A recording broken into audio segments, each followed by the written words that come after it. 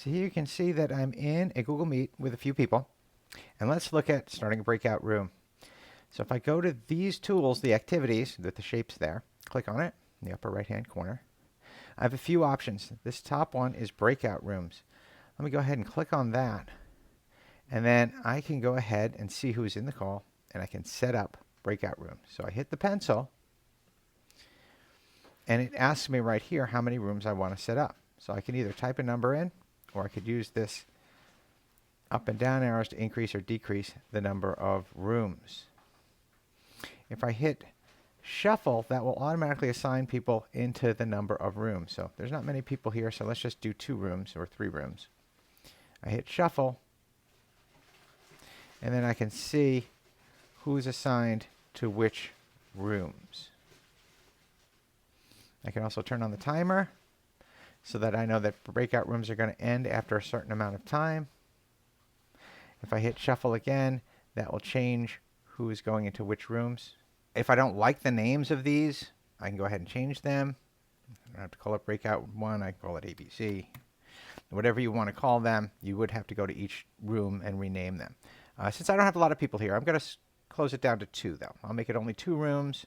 I will hit shuffle, so it kind of reshuffles who's going into each room, so at least I have a couple of people in each room. Maybe this person's only in one because technically it's the same person in twice.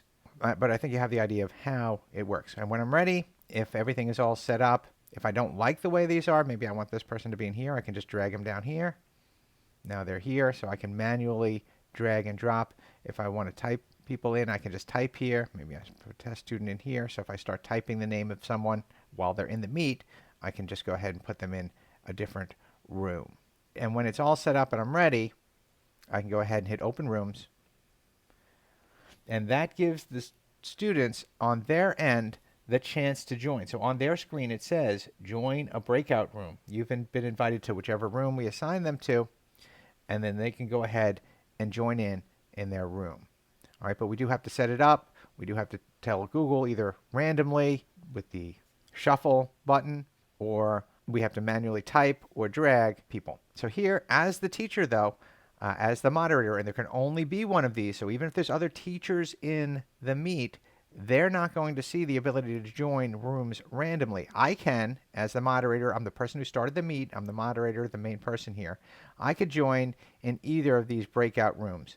Even if there are other teachers in the room, I, as the moderator, still have to assign them to their rooms. They can only go to their room or the main room. They cannot assign themselves. There can only be one moderator in the meet.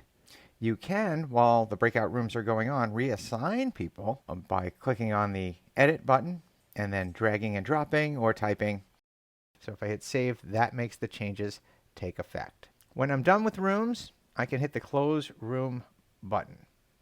Now, just a little information about rooms. Rooms are treated almost as if they're their own meet. So any chats that happen in a room go on by themselves. Any present now, if I'm sharing screen or students are sharing screen in your breakout room, that only happens in their breakout room. If I'm here right now, I'm in the main room, and there are a few people still here in the main room because they haven't on their devices clicked the join breakout room. So they'll do that right now. They'll join.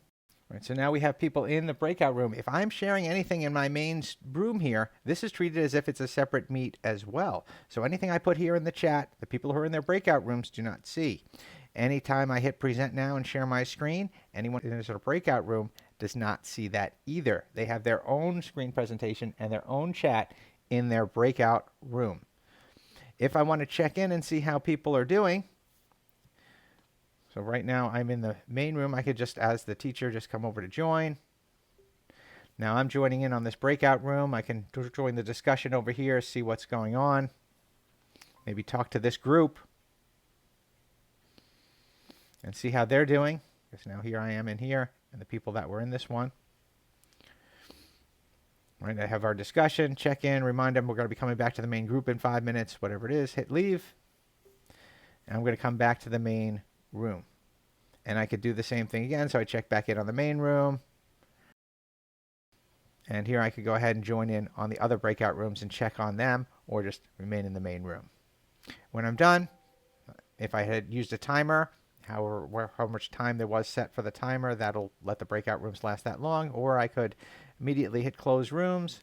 What close rooms is going to do is give everyone 30 seconds to finish up whatever they're talking about. You can see that here. I close all rooms. The students on their end have the ability to hit return to the main call or the main window. If they don't do anything for the 30 seconds, their room will end. On their devices, it says the breakout room is ended.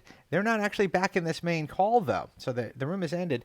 They have to hit the return to main call button on their device to be able to come back to the meeting.